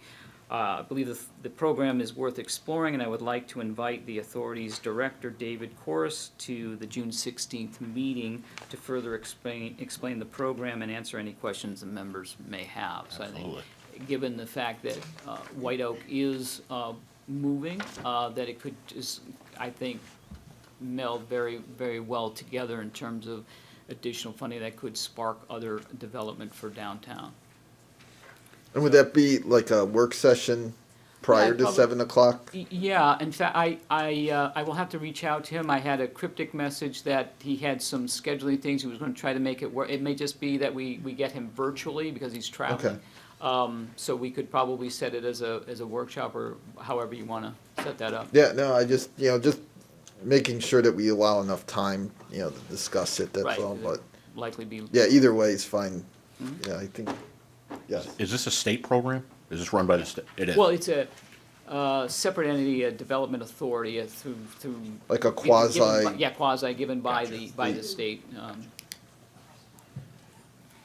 Yeah, so we'll work on that and we'll work on the timing and arrangement for that. And item 8 is talking about setting the summer meeting schedule. And so at this time of year, you have the authority to modify the meeting schedule and adopt new dates for the summer months of July, August, and September. And there's an item under new business to do that as well. Just have to pick the dates, that's all.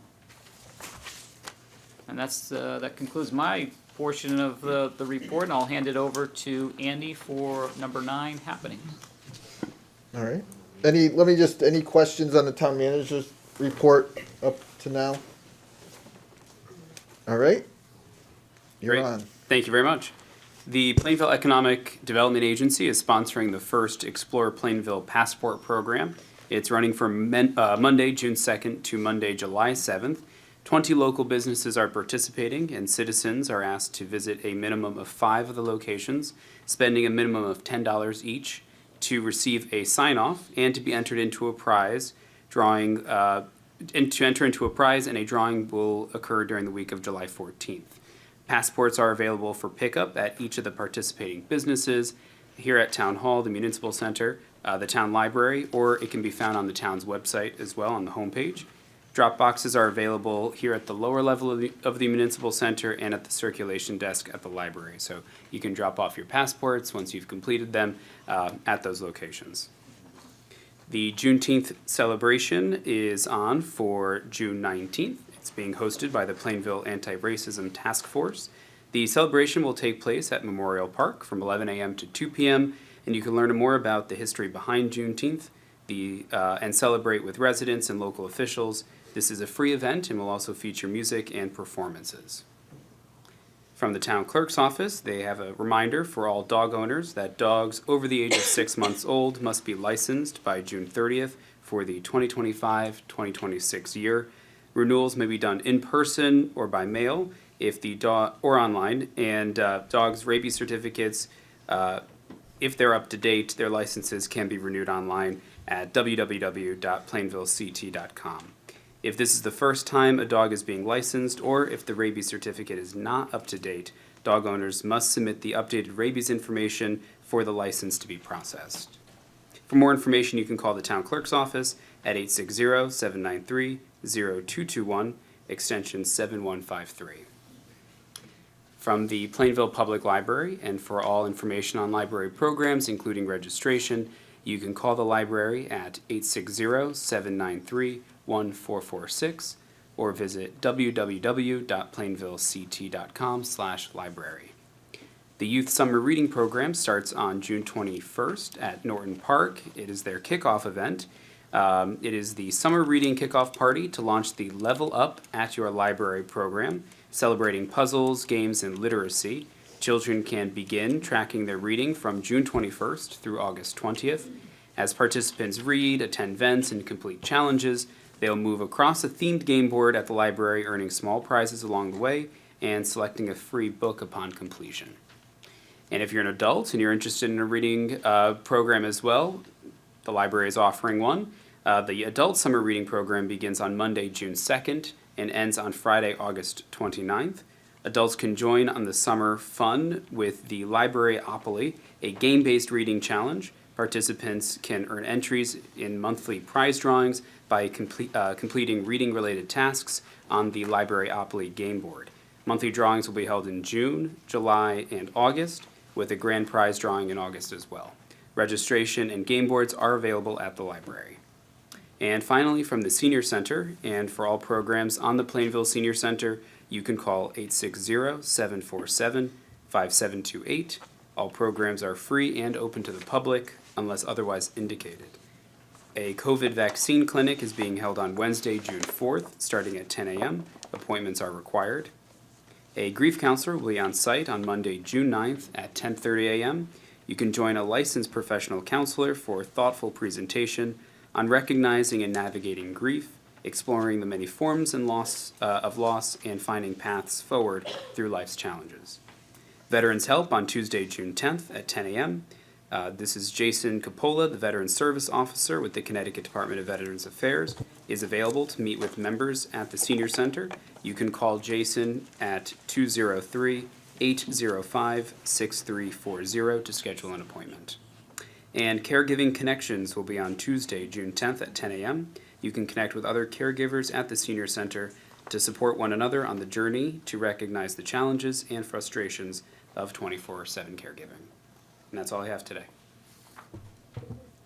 All right, thank you. Or is there any questions or comments between happenings or the town manager's report? All right, well, thank you for your reports.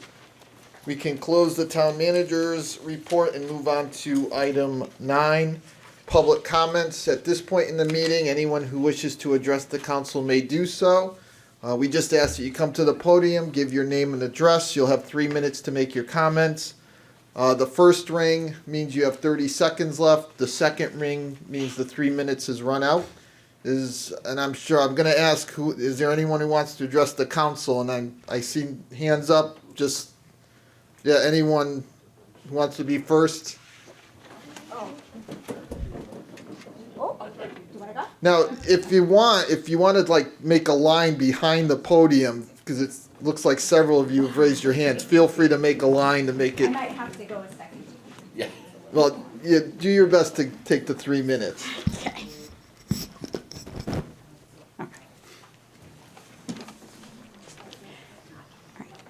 My name's Georgia Bedell. I live at 28 Pequot Road. I'm speaking on behalf of myself and many concerned neighbors about the escalated crisis caused by the blasting at Tilcon's North Quarry. On May 20th at 2:30 p.m., Tilcon blasted a blast registered as a 2.0 seismic event on the USGS. It occurred under a very low cloud shelf with very cloudy conditions, which are known to amplify seismic impact tremendously. Tilcon admitted the blast should not have happened when I spoke to them. Later that day, a fire broke out blamed on spontaneous combustion from mulch left behind after Tilcon clear-cutted a very large area of their land. Last fall, drought conditions saw 127 acres burn in Berlin. If this fire had started under those conditions, it could have endangered our entire town. This is not only reckless, it's dangerous. So I ask, why did the fire marshal allow the blast to happen that day, if they knew the weather? And what consequences have occurred because of the carelessness? Now Tilcon moving their processing plant to the north, even closer to our families. That means more blasting, more dangerous dust, and even greater risk.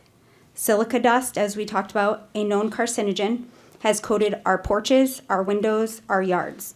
Tilcon workers wear respirators. We don't. Silica dust travels nearly a mile in dry, windy conditions. Our children, just 0.6 miles away at Wheeler Elementary School, are breathing this during recess. Nearly a year of this has been allowed, and we'd like to know why. Violations of the Connecticut blasting laws under Title 29, Section 349. Number 117, no blasting if it poses an undue hazard. A 2.0 seismic event, I would assume, would qualify.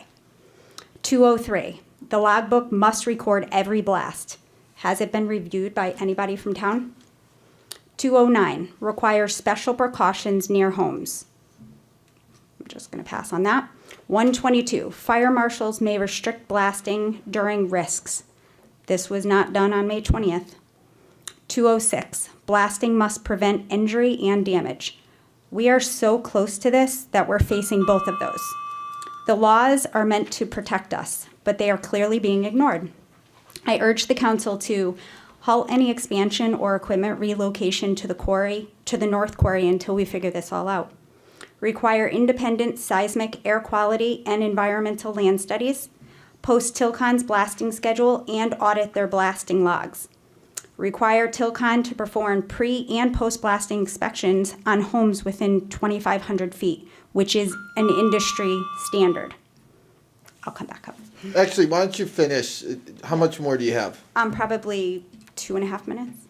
Why don't you finish up the best you can? Okay. I really can't give you too much time to finish up. What I would ask, though, before you even start again is, can you supply us with a copy of that? Yep. Just with all the regulations you cited, it'd probably be easier Yep, for I us have to them do all that. printed. Okay, thank you. You're welcome. So the POCD, your own 2019 plan, called for, on page 19, protecting natural resources and town character, discouraging heavy industry and polluting businesses. That's Tilcon. Page 22, protecting natural resources, improves environmental health and community well-being. Page 23, Tilcon operates inside an aquifer protected zone in the National Biodiversity Corridor and near the headwaters of the Quinnipiac River. Page 24, continue to implement aquifer protection regulations and continue to protect water quality. Town maps confirm Tilcon is blasting directly over an aquifer supplying our drinking water. The land also contains federally protected vernal pools, which are homes to many species now being destroyed. According to the Aquifer Protection Regulation, Planning and Zoning is the Aquifer Protection Agency. Section 1A3, town must prohibit certain uses, register operations, and issue permits for new activities.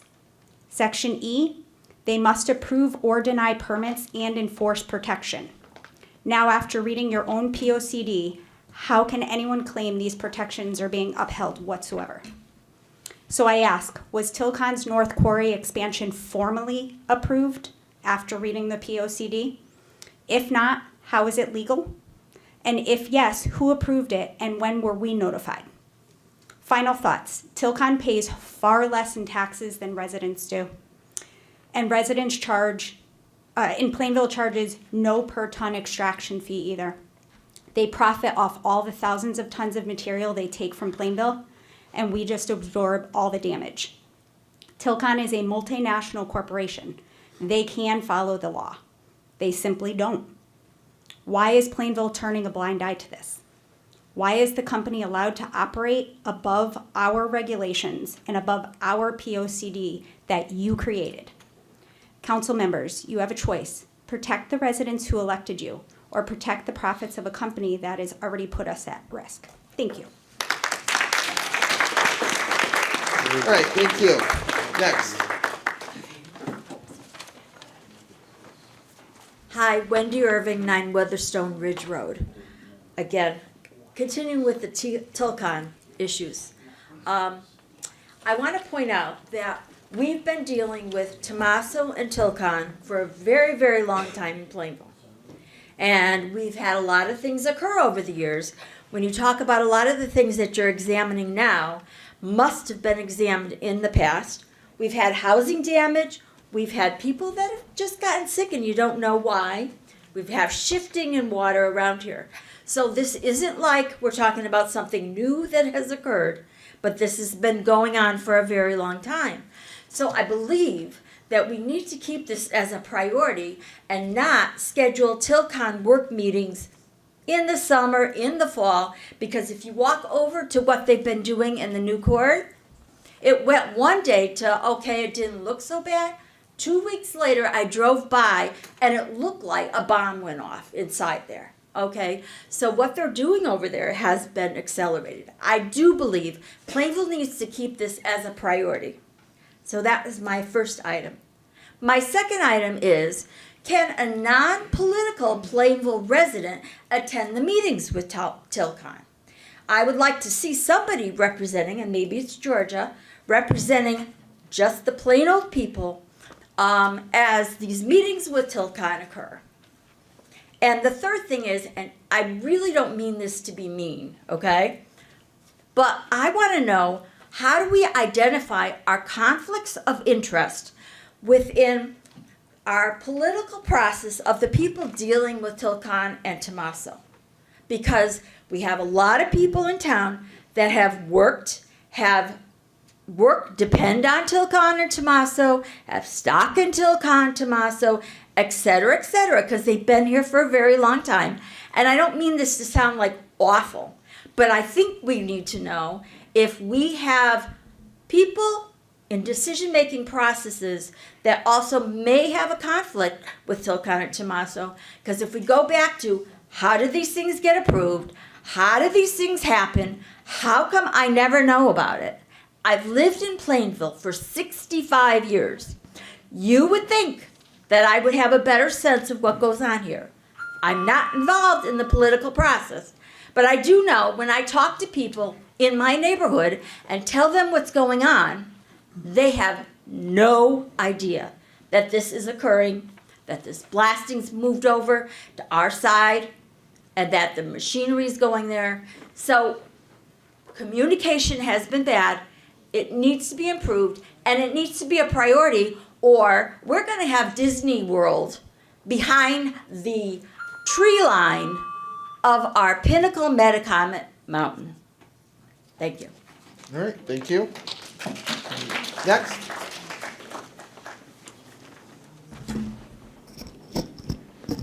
Hi, good evening. Good evening. My name is Kayla Billadu. I live at 5 Mel Road. I just want to say I appreciate your transparency and taking time to hear these issues from the residents of Plainville tonight.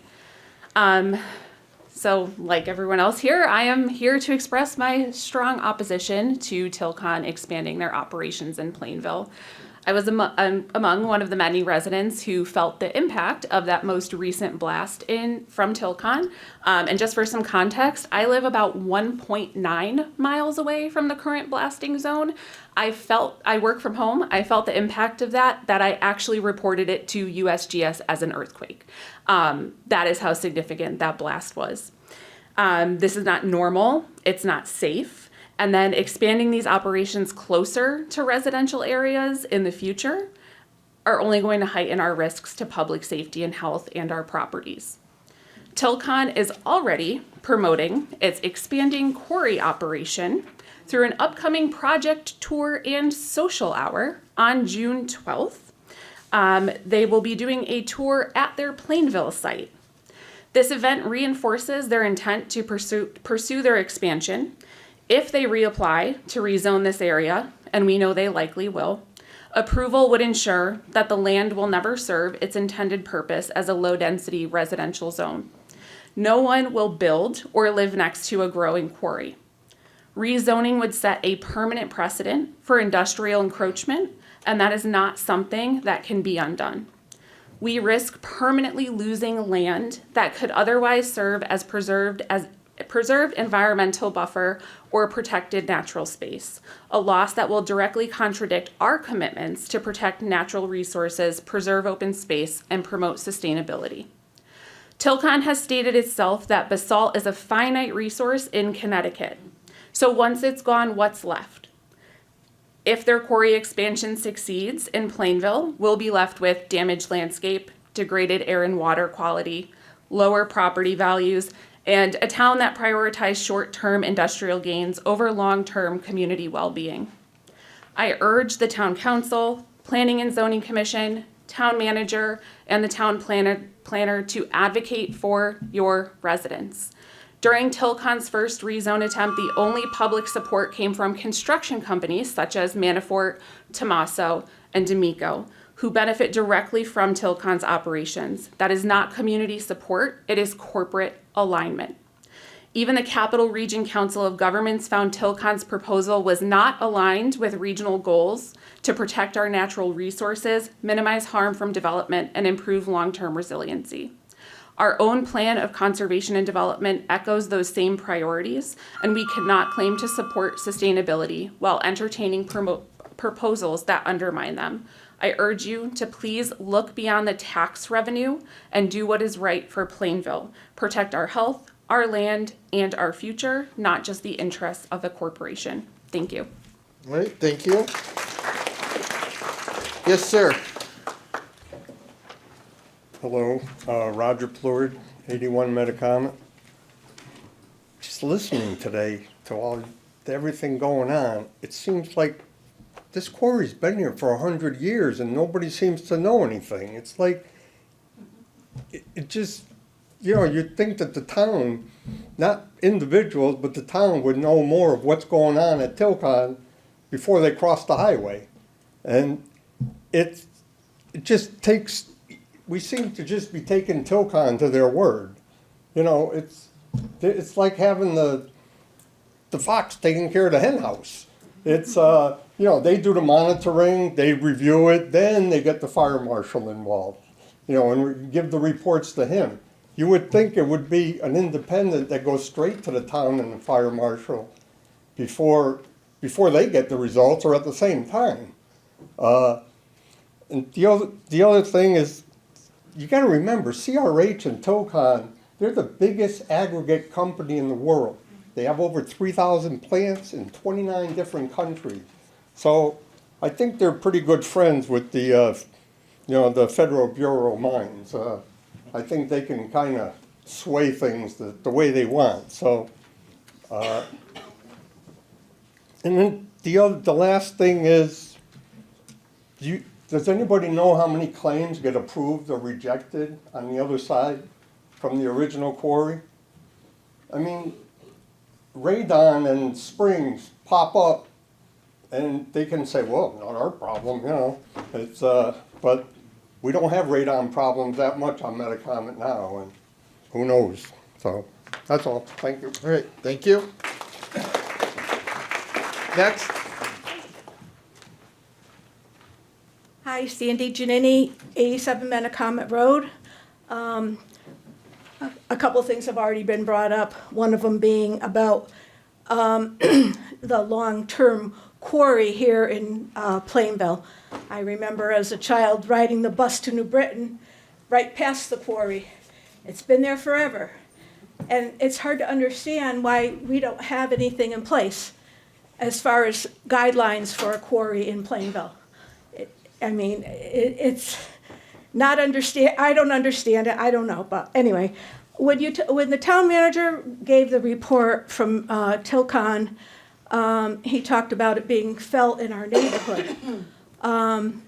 Keep in mind, our neighborhood, according to the postmaster, consists of 300 homes in the catchment area. But it was felt as far away as the Plainville YMCA and it was felt up on Ledge Road. So it wasn't just the Metacomet neighborhood, okay?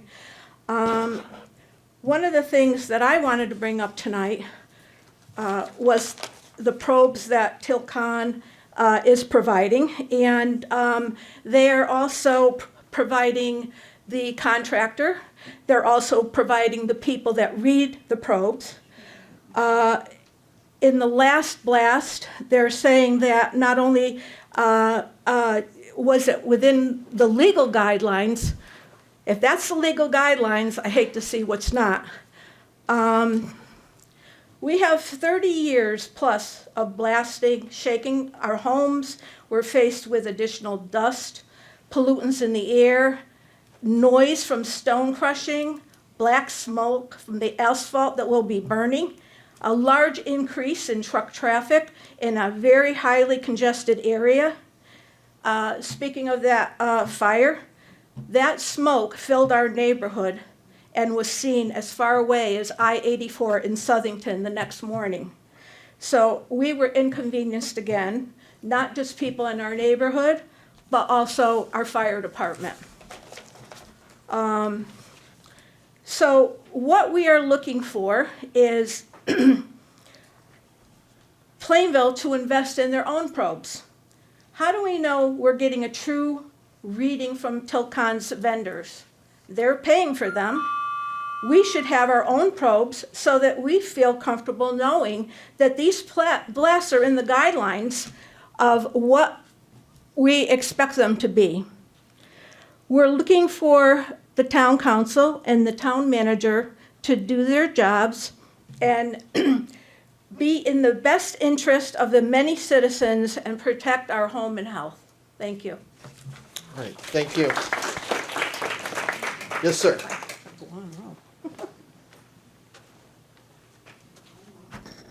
Hi, Eric Fetzer, 7 Mohawk Road. You know, we heard the manager tonight talk about the federal guidelines, and to me, it kind of seems like a cop-out. I think we can make stronger guidelines for our town here that exceed the federal guidelines.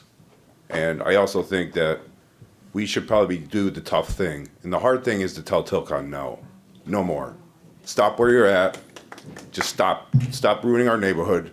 Once they get done raping our town of all the minerals, they're going to pack up and they're going to leave. And we're going to have nothing left. Nothing to show for it. A hole in the ground. Yeah. Well, that's all we'll have, a hole in the ground. Nobody will build. No company's going to come in here and make buildings where that hole is. Nobody's going to want to do it. And then, you know, if we're lucky, they won't damage the water, you know, if we're lucky. So I'm asking you to do the right thing, do the hard thing, and tell them no. Thank you. All right, thank you. Yes, yes, ma'am. Donna Zaccardi, 85 Metacomet Road. I want to address silica. There's dust already from that area. I know in the beginning, maybe about a month ago, they were crushing the stone, and then I think it stopped because my lungs are being filled with it. I'm moving. I ask you, I understand they're going to bring in equipment and from an independent company, bring in equipment to crush more basalt stone. That silica is cancer causing. I'm not sticking around to get cancer. You know, you got to think of health. You got to think of this company dictating to you and telling us we have to take it. I'm not taking it, but I really, really ask you, I urge you to tell them no stone crushing until we all have our meter readings, until you all decide what your priority is, because that's carcinogenic. You investigate and you read up on silica, and you don't need much of it. And it's like that, what do they call that thing in the lungs from the asbestos? Yeah, it's the same thing, but quicker. It gets into that little cells in your lungs, and you start a cancer. I'm not sticking around. And you want to talk about taxes? about a year from now, when you have another reassessment, you're not going to get the taxes from these people that you're getting now. So just do some math on a piece of paper and see how much this town is going to suffer monetarily. Thank you. Thank you. Anyone else wish to address the council this evening? Yes, sir.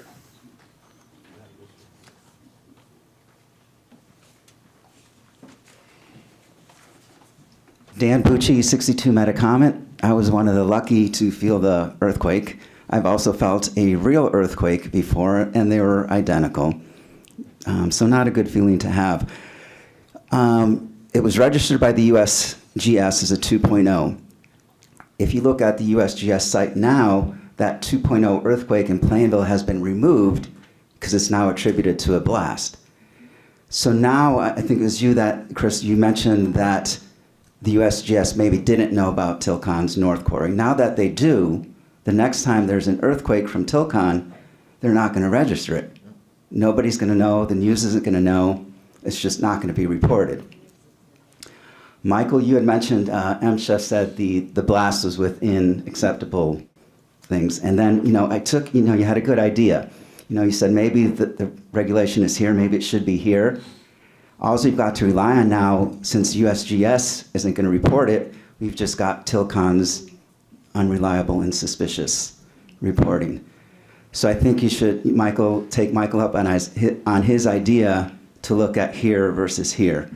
So you as a council, I guess, have two choices. Do something or do nothing. Thank you. Thank you. All right, anyone else wish to address the council? Mr. Kislik.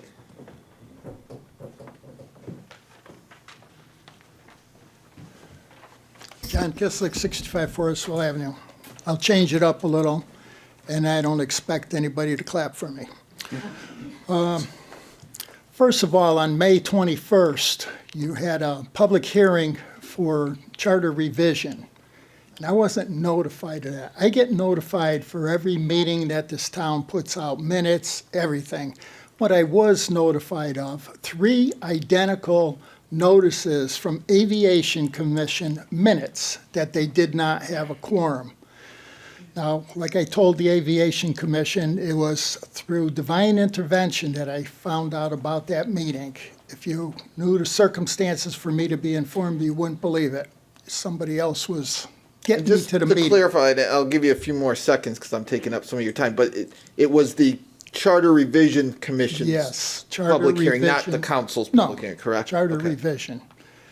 And I guess I was meant to be there because I was only one person out of more than 12,000 voters in this town to be at a meeting that's so important as having our town manager be a resident of this town. And that's unbelievable. I know you're going to have another public hearing, and I hope more people will show up. And I also hope that people show up in November to vote this thing down again. Now, the Charter Revision Commission came up with something that I think is really ridiculous that they want to put in a charter. To me, this sounds like something that should be in the town manager writing his own contract. This is ridiculous, and I want this council to look at it. The way it says, the manager shall be reasonably available to perform the duties of the manager by remote means when necessary, if not available in person, including electronic, cellular communications, provided that within any days of the appointment, the manager shall establish his or her resident in the state of Connecticut. Now, who's going to say what's reasonably available? The town manager? That's wrong.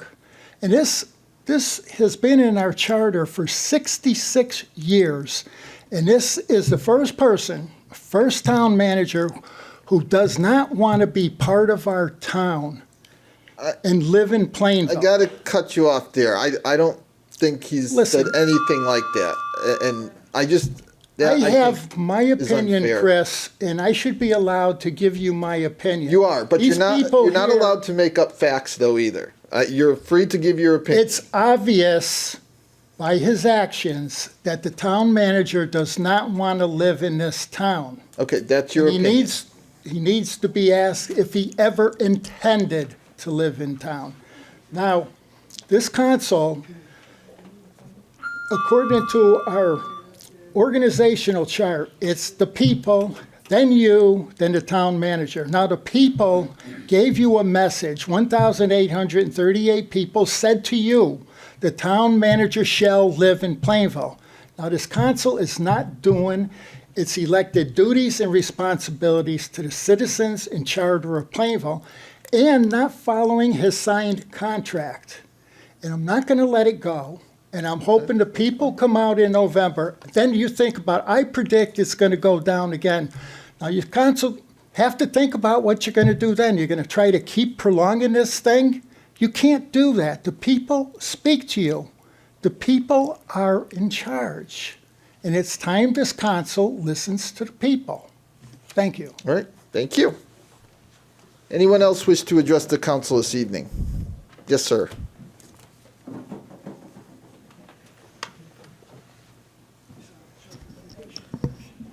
Tom Fody, 15 Bradley Street. I'm also going to change it up. I was late to the earlier meeting, and so there were a couple comments I heard. One thing I wanted to comment on was someone said there's enough sidewalks in Plainville. Well, like roads, sidewalks only work if you can access them and they go the places you want to go. And in our section of town, you can't access them, and we have these random islands of sidewalks that you want to go from one side of the liquor store and convenience store, gas station to the other corner. You've got a sidewalk that can do that. I'm not sure what good that does anybody. So, every year, I have a middle schooler. Every year, he gets put on the walk to school because we're close enough. And every year we have to call and say, we might be close enough, but there's not a single sidewalk except for a small stretch on the last part of camp Street, yeah. to get them there. And so the more sidewalks we can get in this town, the better. I live on the north side, not the south side of Bradley, but if we're going to have them on either side, we're happy with it, however it involves our property, if that's what it ends up happening. The other thing I wanted to say is, the whole state thing, part of that has to do with the state is actively, they have this connected streets program.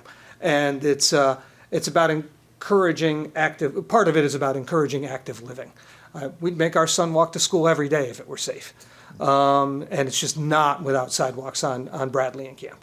And then the only other thing I want to say is, Ben, I think you mentioned there was some talk about the connection, a potential connection between Samuel's Crossing and Trumbull Meadows. As of last year, they had no interest in doing that. They had no property set aside to do that, and they were intentionally not connecting the two properties, unfortunately. We've asked about that because, quite honestly, that little stretch of Bradley without sidewalks, if Jace could get into there and cut through and get over to the middle school that way, would be fine. But as of last year, they had no interest in doing that. And that's all. Thank you all. Thank you. All right, anyone else? Yes, Ms. Charette.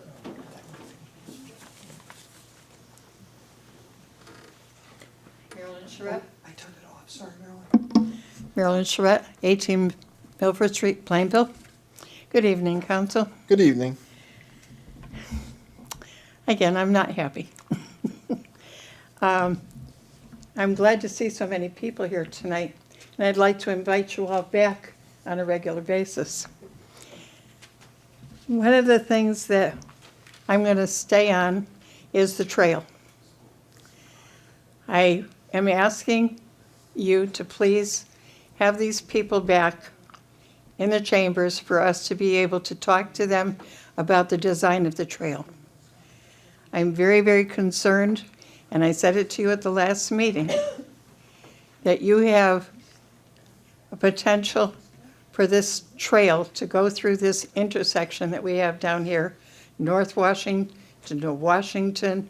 That intersection, like what you're talking about around Bradley Street, You know that whole street, it's a nightmare. And for these people to try and bring that trail through this area, it's insane. None of these people live in this town that are planning these designs.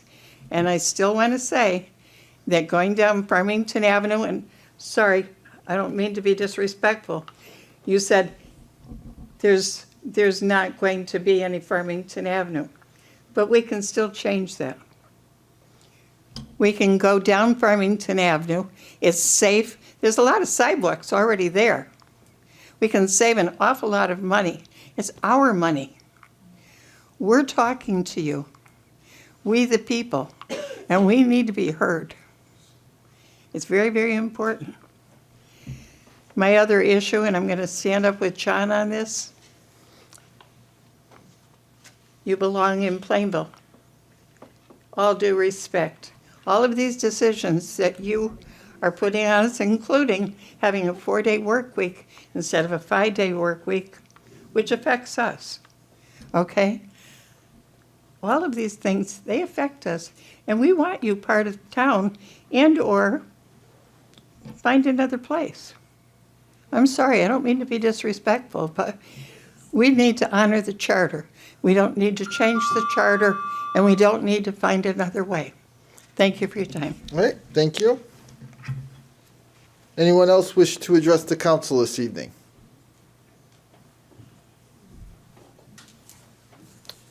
All right, seeing no one, we'll close public hearing, or public comments, I'm sorry. We are not taking any old business action tonight. We can move to new business. Item number 1. Mr. Chair, Councilman Gettleman. motion to adopt the proposed amendment to ordinance chapter 269, massage establishments. Second. A motion and a second. Any additional comments or questions? All those in favor? Aye. Any opposed? Motion carries. Item number 2. Mr. Chair, Councilwoman Christopher. motion to establish a public hearing for Monday, June 16th at 7 p.m. in the Municipal Center to hear public comment regarding the Charter Revision Commission final draft report. Second. Motion and a second. Any comments or questions? All those in favor? Aye. Any opposed? Motion carries. Item number 3. Mr. Chair, Councilwoman Tompkins. motion to establish a public hearing for Monday, June 16th at 7 o'clock in the Municipal Center to hear public comment regarding an ordinance entitled Ordinance Establishing Fourth Quarter Transfers for the Fiscal Year Ending June 30th, 2025. Second. Motion and a second. Any comments or questions? All those in favor? Aye. Any opposed? Item 4. Mr. Chairman, Councilman Gettleman. motion to establish a public hearing for Monday, June 16th at 7 p.m. in the Municipal Center to hear public comment regarding an additional appropriation for the 2025 fiscal year budget. Second. Motion and a second. Any comments or questions? All those in favor? Aye. Any opposed? Item number 5. Mr. Chair? Councilwoman Moranti. Motion to adopt a resolution entitled Department of Economic and Community Development, State of Connecticut, Certified Resolution of the Governing Body. Second.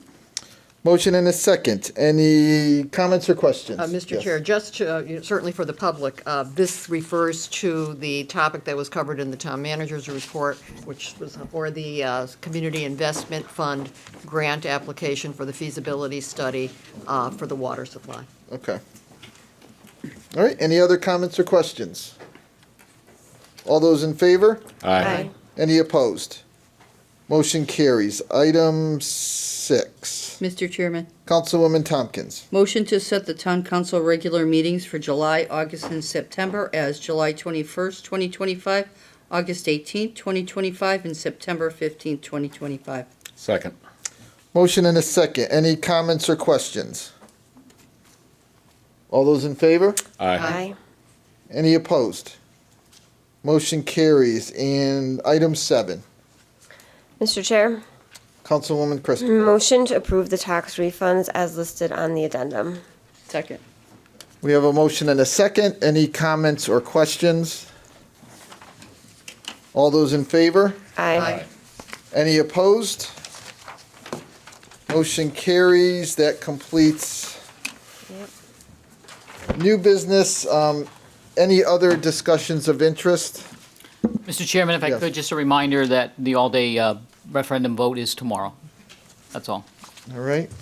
And just before we go into a matter appropriate for executive session, I just want to say, as far as the neighbors that came out and the citizens, obviously this isn't the end of the discussion. I appreciate your comments, and I'll speak for the council. There are some things that maybe, I haven't thought about, that you experience every day. So I would allow just, it is a work in progress.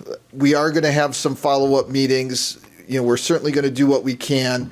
I think we heard several good ideas about ways that maybe we can get more actively involved because regarding the zoning situation, obviously, and I think most of you know, we really don't have much, we don't have any responsibility, but I do think we heard some things tonight that we should be researching and seeing if we can take some steps to make this, a little bit, at least a little bit better. But certainly, I think we're going to take your comments and we're going to want to follow up with you, and we will make sure we do our best to inform you and come back and sit down and talk and continue the discussion. So thank you for coming out. I appreciate your patience. It is a little bit later than we usually go, but we do appreciate you coming out tonight, and you're certainly going to hear from us again. So thank you. Mr. Chair, can you mind if I add to that? Yeah, go ahead.